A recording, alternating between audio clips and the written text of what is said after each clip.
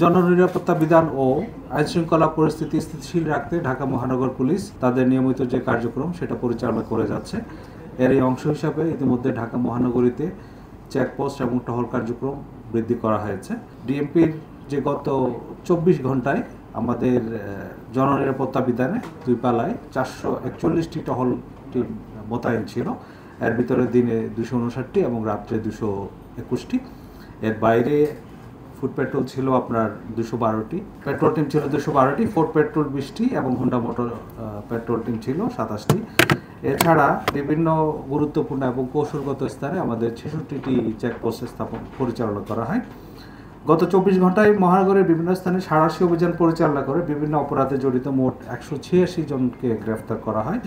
গ্রেফতারকৃতদের মধ্যে রয়েছে ডাকাত, 5 জন চোর, 13 জন মাদক কারবারি, 2 জন প্রতারক এবং 12 জন বিভিন্ন পরোয়ানাভুক্ত অন্যান্য আসামি। অভিযানকালে 11টি মোবাইল ফোন, একটি বাস ও নগদ 13,180 টাকা উদ্ধার করা হয়।